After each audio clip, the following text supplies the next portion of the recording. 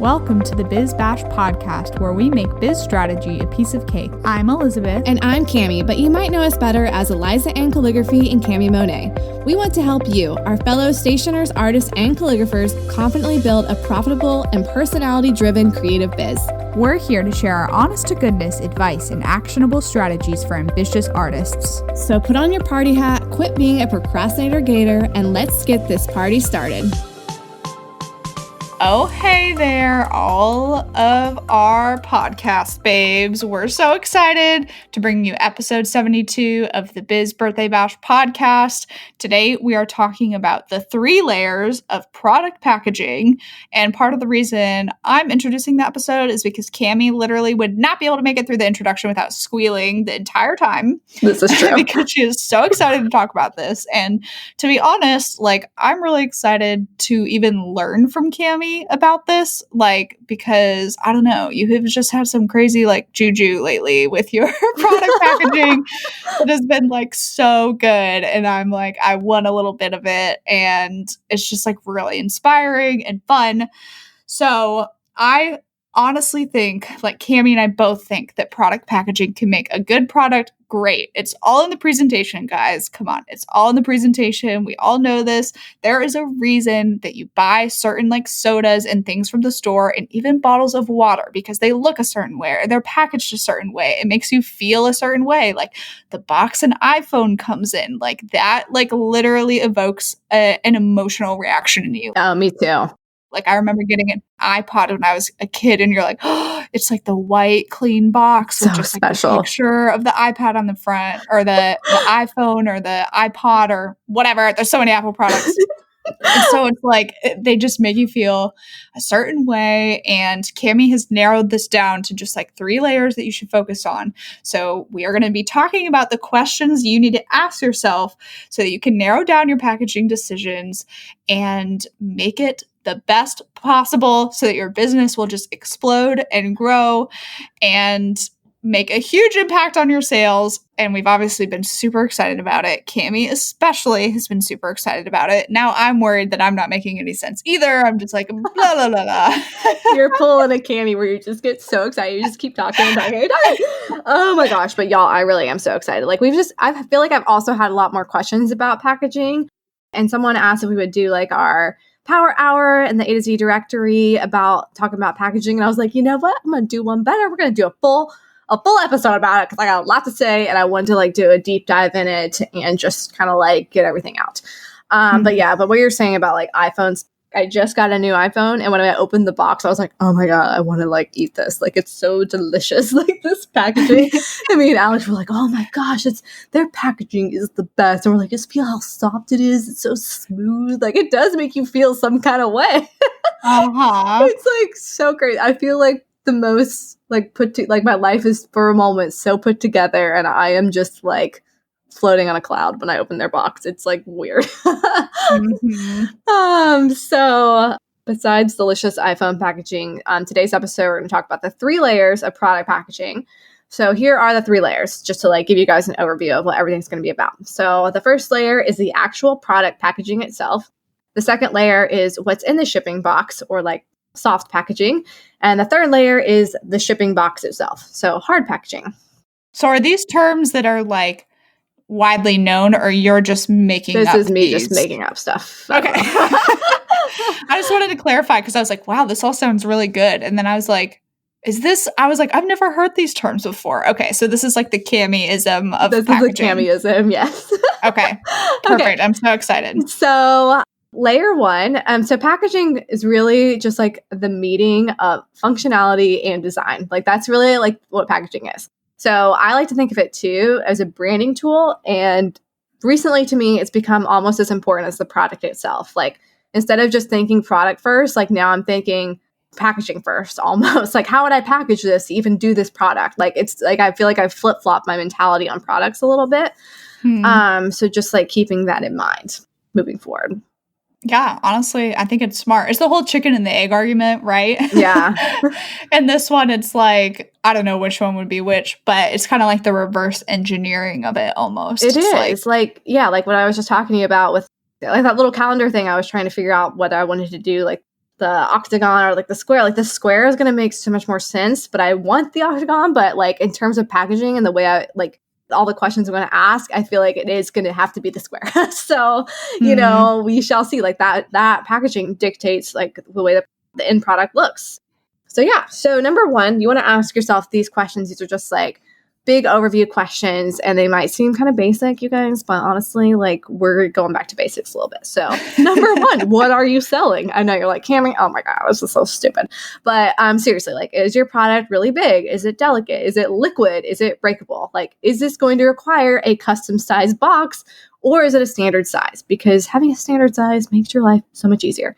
Like, is it flat? Is it round? All these different types of things to think about in terms of like what packaging actually exists. And versus if you're going to have to get something custom made, which means more and more dollars. So you have to think of all the logistical must for your product and the packaging. And also thinking about what you're selling, think about the price point of a product.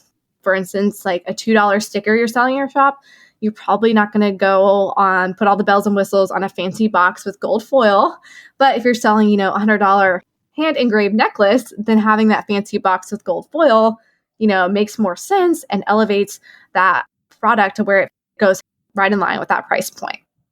Right, exactly. Like you would never put a hand engraved necklace in like a little plastic bag you meant for a greeting card. Like that would just be like nonsensical. You'd be like, wait, what? Exactly. Like I remember like this necklace I received. I wish it was an everyday heirloom one because guys, both Cammie and I are obsessed with everyday heirloom. Yes, if you don't know 100%. What that company is, you've got to go look. It's everyday heirloom. Need I say it again? It is everyday heirloom, everyone. Anyways, I received this like other necklace and it came, and actually I kept it. I can look at it right now. It's in my office. I think it was Mary and Mary, which is also another popular jewelry brand. And my necklace came in a little like box that was a book. It was like a mini book. It. Oh and my it goodness. Like I opened the cover and then there was like the little cushion in there with the I want to keep saying Netflix. I know. With the necklace on it. And like I specifically kept the box because I was like, this is way too cute for me to even get rid of it. And it contributes to the whole like story of the product too, which I'm sure we'll get to. But anyway, I digress. Yes, I know. I love good packaging like that. Like you keep it, like stuff like that. You're like, oh, this is too special. Like it feels special. It feels like a gift.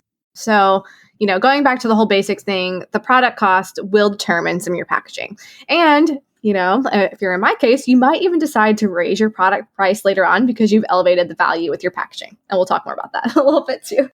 So number 2 question is, how are you selling it? So most of us are selling online. So our packaging also has to work with a shipping box and getting beat up in the mail. So this always plays a part in deciding on your packaging. Like with a mug, like we're going to talk about layers 2 and 3, which is like the soft packaging and hard packaging. But maybe you want your mug to be in this super cute clear box, but it's not really going to make sense unless your layers 2 and 3 are like custom shaped styrofoam with a box that fits a mug, or maybe your mug might just be like in a cello bag with a sticker, because layers 2 and 3 are packing peanuts. So you have to kind of think of like, okay, can I deliver this like where it's not going to get broken with this type of packaging? Or if like you're selling in person, like this packaging makes sense. So just like thinking about the avenues that you're selling it to make sure the packaging fits that. Mm-hmm. Agreed. I don't think I have too much to it's add. Pretty basic, but like it's just something to think about. Number 3, is there an industry standard for this? Or can I break the mold? So, for instance, greeting card packaging. Industry standard with a greeting card is typically a clear sleeve, very simple. But I've noticed a lot of eco-friendly companies are making lack of packaging part of their branding story and going with like naked cards with info printed on the back. Or there's like these little stickers called card clasps that hold the envelope in, or like a belly band holder that's all paper and recyclable. And they put like the info being like, we're eco-friendly, like we're not using single-use plastics or whatever. Mm-hmm.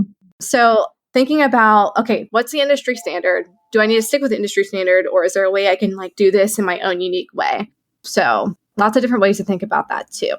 I know for my ornaments, I'm also using like, it's basically still an A2 size sleeve, like what you would use for a greeting card.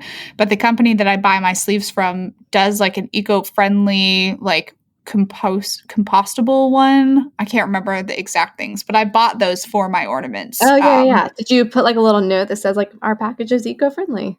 It says that on the listing on the website, Yeah. but it doesn't say it on the ornament just because like the ones for the greeting cards currently are not. Oh, So okay. I didn't feel like I could do like a broad like yeah, I couldn't like broadly advertise that because I haven't taken those steps with other things because there's lots of plastic.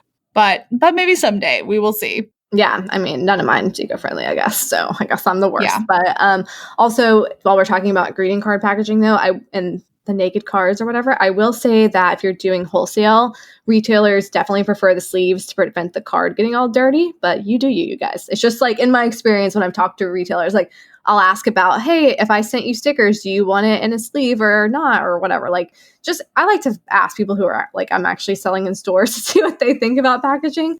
And typically they all want like stuff to be packaged well and, protected from grimy hands, all that kind of stuff to make it easier for them to keep it in their storefront, not worry about it getting dirty. So definitely keep that in mind. Yeah, I think I learned something really interesting from a podcast episode that featured Antiquaria Design. They have a storefront in downtown Littleton in Colorado where I grew up, and I tried to go last week, Cami, and it was closed because they've been Oh, doing everything like via their online stuff lately, which makes sense. But the reason I was thinking of them is because on the podcast episode, they talked about, they were like, when you first open like a boutique or a brick and mortar, like you forget to factor in the fact that people like will ruin things just by touching them. Or it's yeah, like not one person will ruin it, but it's like over they were time. like, we had certain product that by the end of a week, it was destroyed, like just from so many people picking it up and turning it over and like doing this and that. And then they're like, we can't even sell this anymore. So to be able to package your product in a way that does protect it for people who are going to be selling it in their shops is really important to think about. Yeah, which segues us perfectly into the next question. The fourth Woo. question is, are you selling just retail or retail and wholesale? Because there are different factors to think about. And we're going to get like more into the nitty gritty of product packaging because some things definitely start to matter when you get more into wholesale, like how it looks in a store, how it's protected in a store. And as a general rule of thumb, you guys, I think it's good to always think about what things will look like in a store because then you're ready to expand to wholesale easier. And that perspective may spark new packaging ideas as well. So it's better to just be ahead of the game, Okay, so let me take a sip of coffee. One sec. Hold on. Okay. Yeah, that's okay. So let's dive into more. Oh no, I said dive in. Okay. So anyway, guys, more specifics of product packaging and things to consider. I tried to put these in order of how I am currently prioritizing my packaging, but I know in earlier seasons of my business, my number one priority was cost. So started from the bottom. Now we're here. Okay. So number one is shelf impact. So how will this look sitting in a store? How will it be displayed? Does this seem gift ready? This has been my driving force for all things packaging lately. Like I'm always thinking, okay, if this was like lined up in a store, like how, like all these little boutiques I go into and see their pack, like I don't even just look at the products. Now I'm looking at how they package things. Like I'm like Mm-hmm. a total like nerding out on packaging. Like, will this work on a shelf? Will this stand up on its own? Can you like stack these up? Like, does this seem like it's a higher end product if I put it in a box versus a bag? Like all these different types of questions. Like I just think, how is this going to look on a shelf? Maybe put it on your own shelf to see how it looks.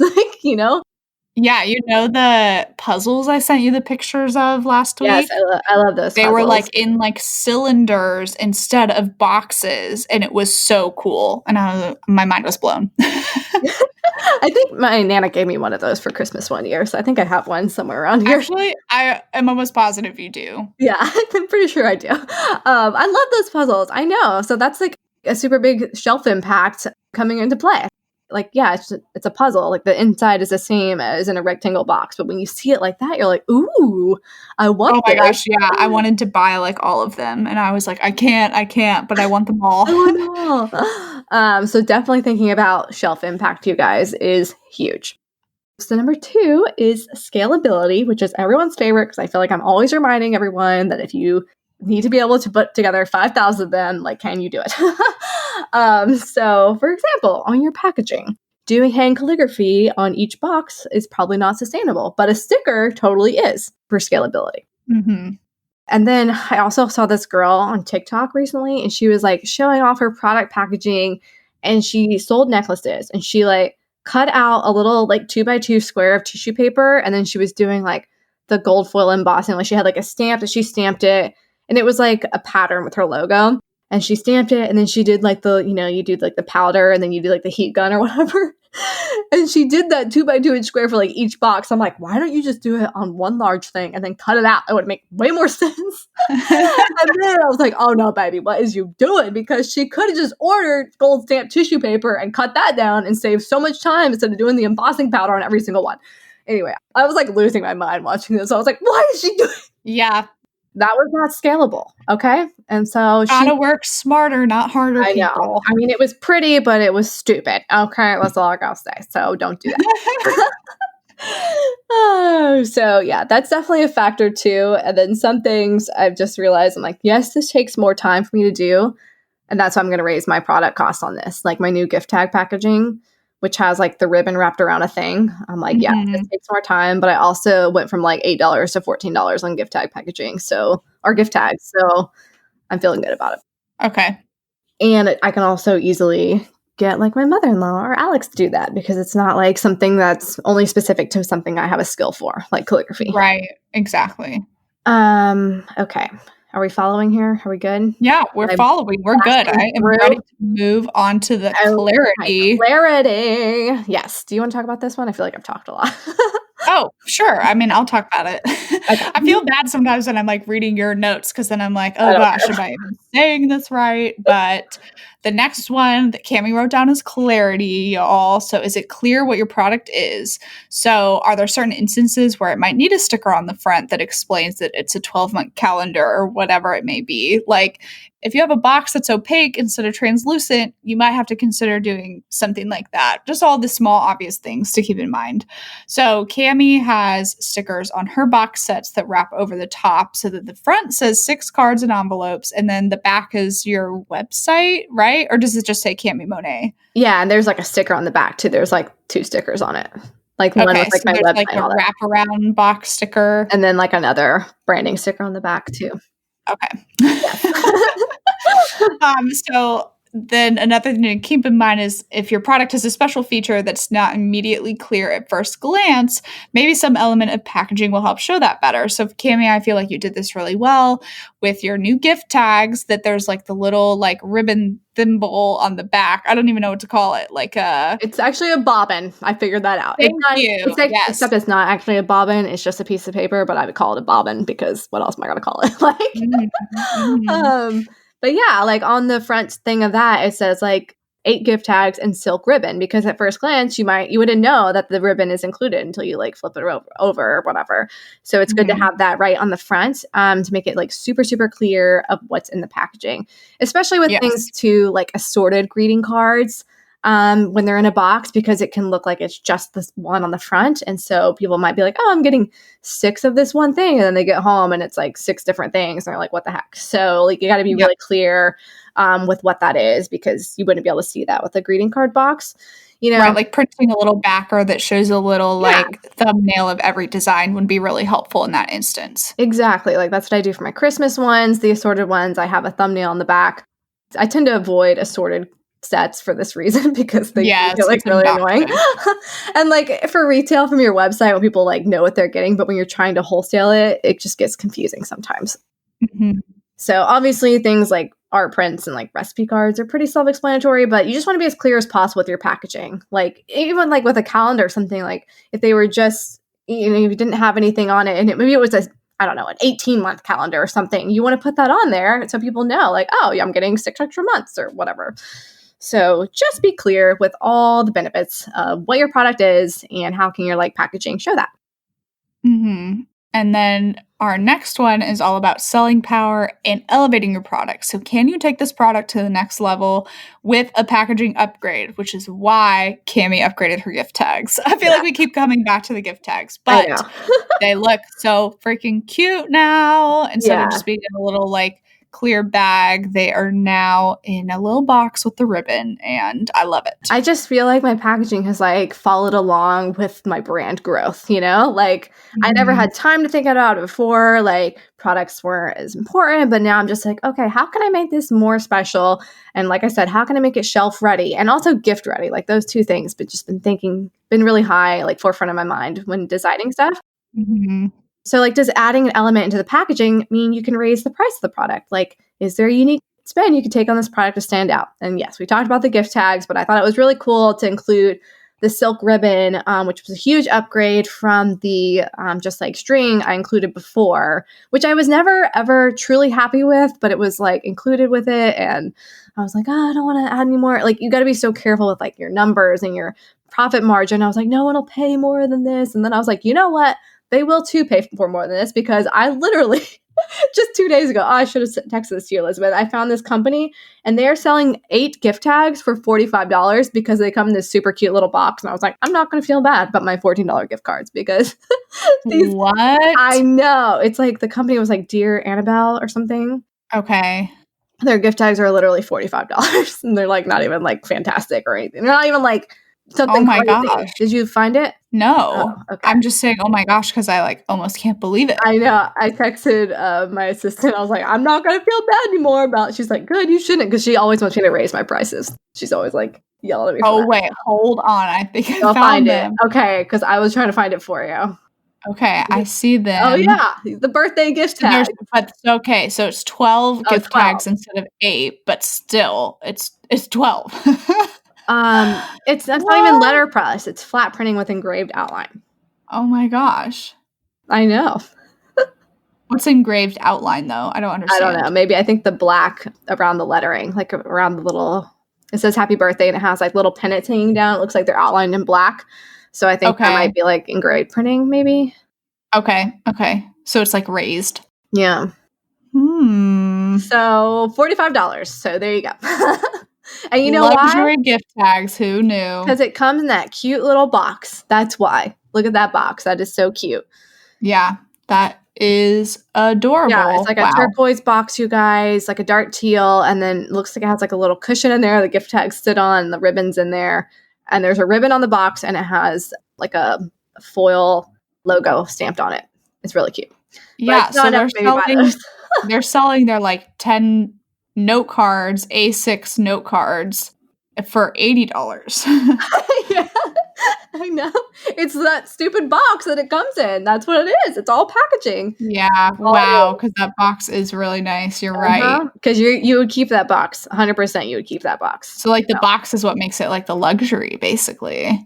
Justifies it. So that is what we call selling power / elevating your product because of a packaging upgrade. Boom, mic drop, killed it. Okay. Boom, boom, boom. Hey y'all, we are interrupting your regularly scheduled programming to tell you about a little something called a free webinar.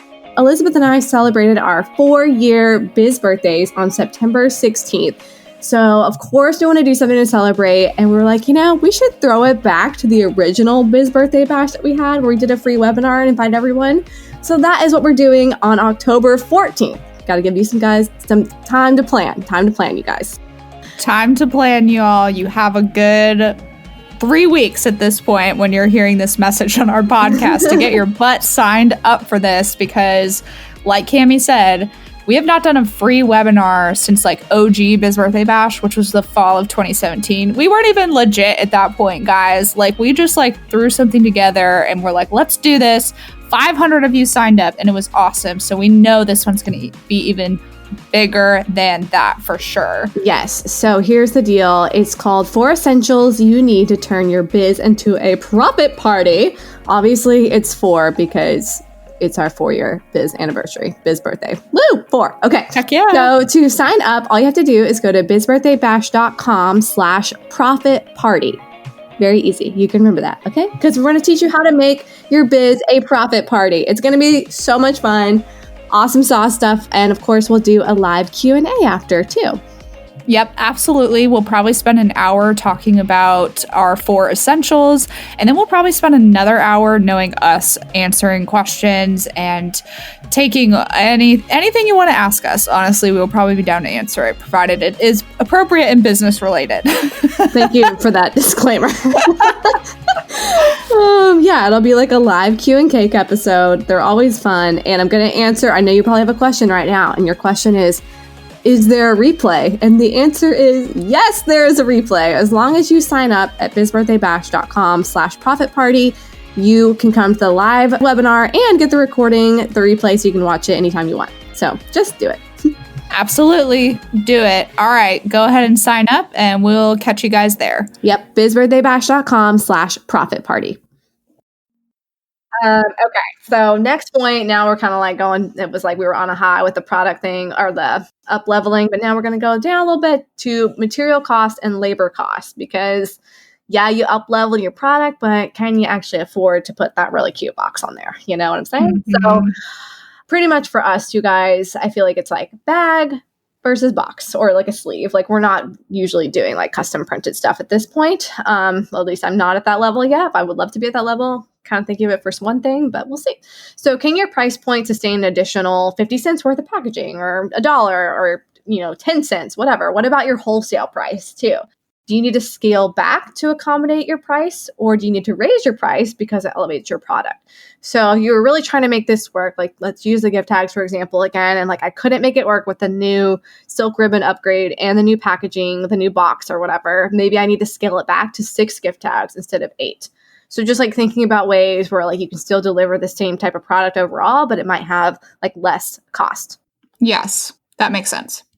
And then the last thing to think about is versatility, which is kind of like you don't really have to think about this that much, but it's just like a little bonus. Could you use this for more than one product? I always like to consider this because it makes it really easy for me storage-wise and cost-wise. So it's just something to consider.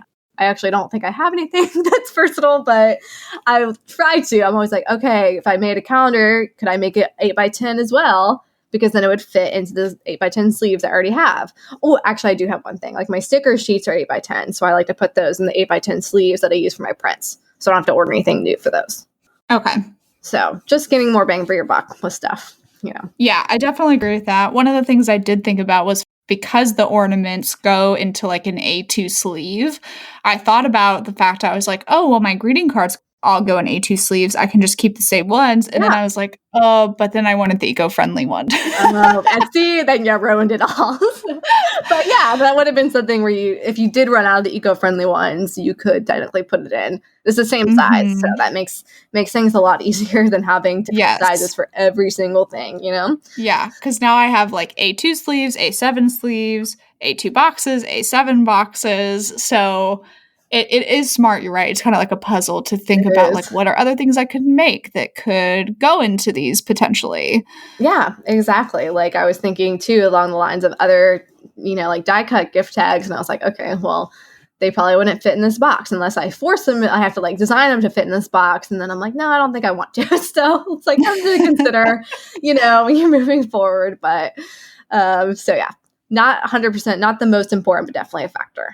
So, okay. And then we do get questions sometimes about like what information actually needs to go on the packaging. We had a question about that, so I thought I'd throw it in here. Okay. Yeah, perfect.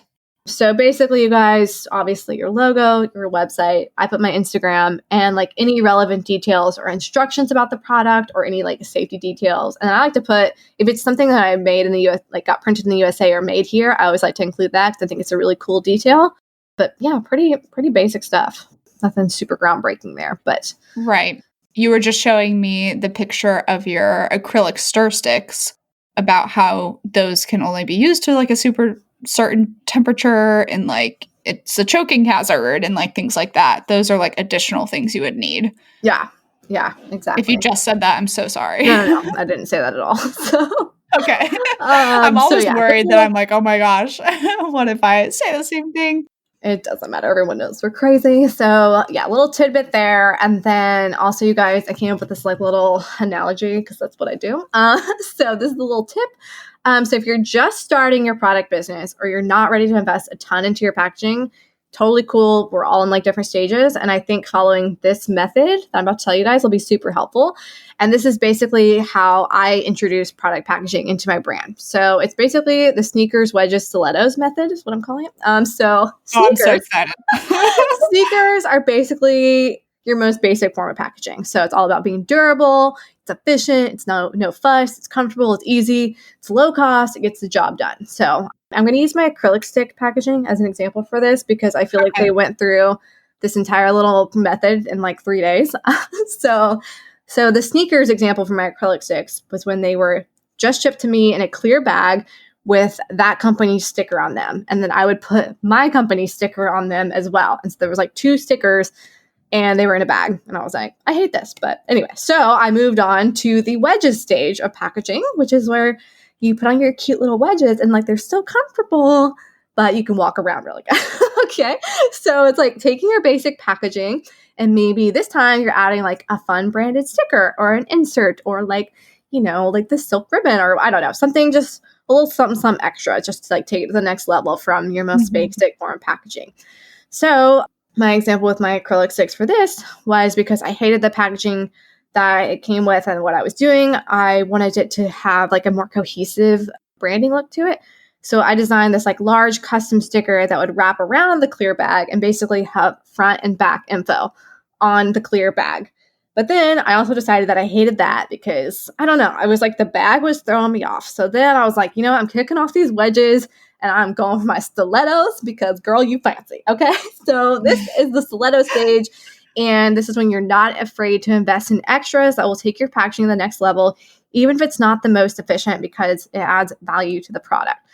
So when I took my acrylic sticks and I hated them in the bags, I decided to put them in a clear box with the sticker on the front and the back and like crinkle paper inside the box so that they like stay still in the box. They're not just like going crazy in there. Like if I'm shipping them, they're not like flopping around in there. Right. And it looks so much cuter, does it not, Elizabeth? It looks so cute. She sent me the photo of them right before we started recording, and I was like, oh, wow, this is a huge difference. And it is storefront ready, which is so storefront great. ready. That's the thing. I didn't feel like the like little bags were storefront ready. So this felt way better. So do you have to do new photos, like product photos now for your online listings? I just need to take some pictures of like what the box looks like just to show where it comes in, but I don't think I need to redo every single thing. So just like the box itself. So yeah, so that's the sneakers, wedges, stilettos. So you can kind of like gauge from there. Like if you're just in the sneaker stage, that's totally cool. I've been in the sneaker stage for a long time. So I feel like I skipped this wedges stage and just like went right to stilettos because I got real excited. Yes. So there's nothing wrong with the sneaker stage either when you're just starting out. And I would say that like I love that you named these phases. This is so funny because I would say like once you get to the stilettos stage, you have a much better grip on like your brand and your direction and where your business is going, and that takes time. And for you, Cami, it took like 4 to 5 years. So yeah, exactly, like for sure. And I was also so afraid to invest in packaging stuff. Being like, I mean, and for good reason. Like you don't want to just be like, yeah, I'll just buy all this stuff and then not sell anything, and then you have all this money tied up in packaging when you're still just trying to get your product off the ground. So, I mean, there are exceptions for sure. Like if you want to come out with a bang, you like know exactly what you need to do, and it's going to take like the next level packaging to make it great. Like go for it, but I'm just saying, don't be ashamed of the sneaker stage or, feel like you're not doing enough or whatever. Cause like that's right. You got to start somewhere. Yeah, that's why my ornaments are in like clear bags instead of a box with crinkle paper. Yeah. Like I'm just not to that point yet. I was like, I just need to make sure these things will actually sell. And because they are like year specific, they're like a limited run anyways. So it's like if I were to introduce an ornament that could be like baby's first Christmas or whatever, it can be used like any year, then I would think about like maybe making the packaging like super cute. Yeah, especially if it's going to be something like that would be a gifty kind of item, like I might think about like art prints to me are always going to be in a sneaker stage, like basic form of packaging, because there's just like not going to add any value to like do all kinds of stuff to an art print, So it also depends on the product too, like what it needs to be. I don't know. We can go down nuances all darn day. The rabbit hole. I mean, I know that people have one of my friends bought 7 of the ornaments because I know she plans on gifting them to like a ton of people. Awesome. So half of me was like, dang, I do wish that the like but they're already so cute. Like would have been so cute. I know they are. Yeah, don't even worry about it. Like, it's good. Like with the little ribbon and stuff, it will be totally fine. Like I'm not going to beat myself up for it or anything like that because at this point it is what it is. And I hope because they're getting them so early in the year that they'll like show them off to other people. And since my website is like right under the ornament, you know, on the little packaging thing, that more people will go and order more of them because they're freaking hilarious. So exactly. I've already basically I ordered like 100 of them in my first batch, I guess. Mm-hmm. And I have sold 25. So I'm feeling pretty good about it because that's basically what I needed to like sell to cover the price of everything. So perfect. Now it's just pure profit from here on out. So yes, exactly. Super happy. All right. So are we ready to talk about the level 3, basically, or layer 3, excuse me. Yeah, layers 2 and 3, which is soft packaging and hard packaging, which is just the fluffy stuff that keeps your product from getting bounced around the mail, and then the actual box. So this is like way more chill than like all that. Oh my gosh, so that everything else was like all layer 1. Yeah, that was all layer 1. Holy cow. Okay. I did not go as deep on layer 2 and 3 because I felt like layer 1 was like more of the questions, but yeah. Yes, that is like the actual like face value of the product itself. And this is kind of expanding on it. This was the little like section of notes that I wrote. And then after I finished writing it, I was like, and I'm pretty sure she doesn't mean product packaging. She means like legit the actual packaging for the product. So I was like laughing at myself as I was writing this. Well, it worked out because it's layers 2 and 3 and you're starting it. So go. Hey, super important. So obviously seeing something in the mail with that immediate brand recognition is super important because you want people to know where it's from. Honestly, there's nothing more annoying to me when I pull something out of the mail during a week when I've like ordered a bunch of different things, right? Whether it be for my business or for friends, or it is what it is. Like Amazon does a great job of this. Like their boxes say Amazon, their tape says Amazon, you know exactly where it's from. I hate pulling something out and having to like look at the return address to see where it's from. There is nothing worse than that. I'm like, who mailed this to me? Like, what did I order? Like, feel like a stupid person because I like don't remember, you know, and I'm like, maybe I should stop ordering so much stuff online if I can't even keep track of it. But with like the boxes that Cami mails of her products, there's always a Cami Monet sticker on the front. The box is like her standard box size, so I'm pretty much always know it's from her. There's like a little special thing, so I like do the same thing with the Thank You Society things that I mail. Like there's a Thank You Society sticker on every single package because I want people to know where it is coming from and I want them to be excited. And especially if you're selling on Etsy, make brand recognition important because you want them to come back to you in your shop and you want them to tell people, or when they gift it, right? You want those people to know that it came from you and not that it like came from Etsy, quote unquote. Yeah. That's like the worst. Anyways. Yeah, exactly. We talked about that in our Etsy episode. I think we talked about that a little more. So it's going to be different for every person when it comes to shipping and packaging, but it's important to find the right formula for you. So we like to boil it down to 3 main things. Once again, the 3s. So within layer 2 and 3, here's more layers of things to think about. 1, tissue paper or some sort of like thing to wrap your product in. 2, tie it up with a string or a sticker. And 3, be putting some sort of insert branding wise for your business. So tissue paper, you can source this from a multitude of places, including Amazon. Right now, I just use plain old white tissue paper, guys. Whatever. It's super boring. I don't care. I'm in the sneaker stage. But then when it comes to the string and the sticker, I can use like my black and white twine to wrap it around the tissue paper and I can put the sticker on top of it. And then it becomes this cute little package. And then it's so exciting because it's like unwrapping a little gift when they open it. And then branding and then like a little insert, like a cute little insert. Yes. 3rd is like the branding element. So including a packaging insert as well as a sticker on the outside of your box package for instant brand recognition. And I would make sure that your little packaging insert includes information that at least is your Instagram handle, website, and maybe a little note from you. just about like share this on social media and tag me or something cute like that. And then you can sign the back of it. I know Cami does that. Mine are blank on the back if I wanted to write like a little note or something like that on mine.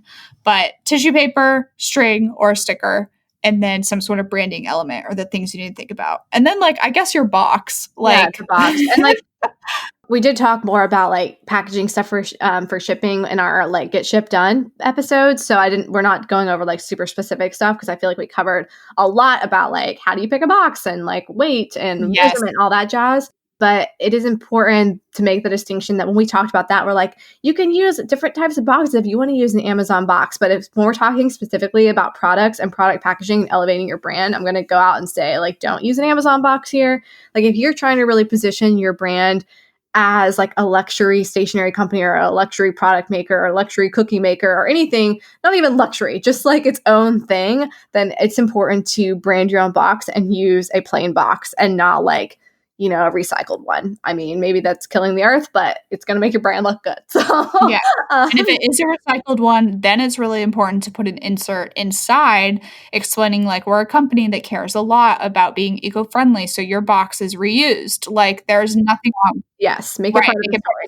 Because I think Swell Press does that for all her stuff, which is really cool. Yeah, if you're going to do that, definitely call it out. Don't just be like, and I sent an Amazon box and then have like this beautiful thing on the inside. Like if I sent my stuff in an Amazon box, it would make zero sense. Like if I put all these cute little things in there with all this package, like branded stuff like that I did, it'd just be such a disconnect. So it has to be part of your brand story and like fit with you if you're going to like recycle boxes. And I would still put a sticker on it. I even have a sticker on the front that says like, hey, this is a Q&A package, but we're, super eco-friendly. So this is a reused box. Hope you love it or something like that. Like even on the sticker on the outside. Yeah, exactly. Like I know that like Swell Press,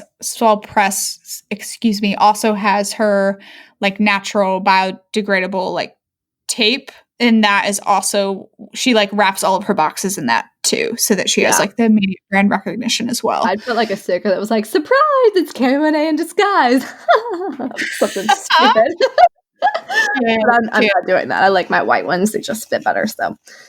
Yep. So those are all of the things I have to really say about packaging in terms of shipping stuff. Yeah. So layer 1, you guys, all about the product packaging itself. Layer 2 is all the stuff you fill the box with. So that could be, we talked about like tissue paper, or I don't think we talked about crinkle paper, but you could use that as like your filler, just something so it doesn't move around, or packing peanuts or shredded up paper, whatever it needs to be. That's basically number 2. But these things do matter in terms of like your brand experience and your customer experience. And then layer 3 is the box it goes in, which we just elaborated on about, make sure it's branded on the outside too. It's really, really important, especially if you're selling on Etsy, to just distinguish yourself right away. So, I think that covers it. I was really excited about this episode.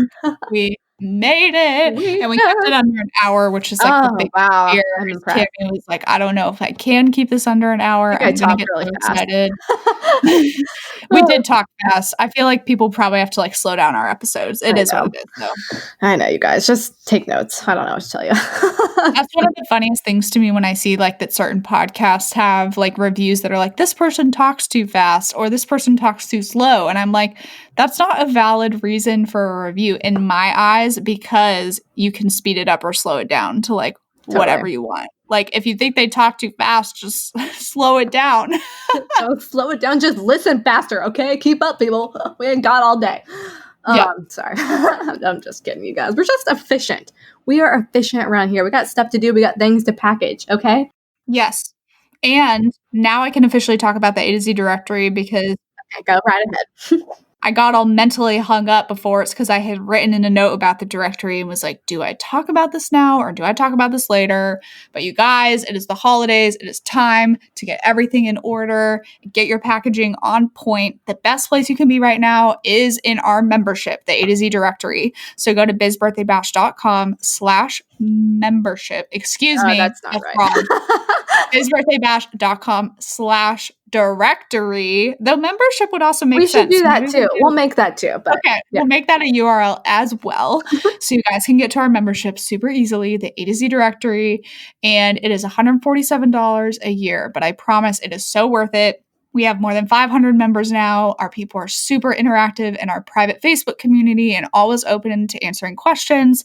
We do monthly power hours for our group members in our Facebook group live, so you can ask us your questions there as well. So you don't have to submit a Q and cake and wait for us to potentially answer it.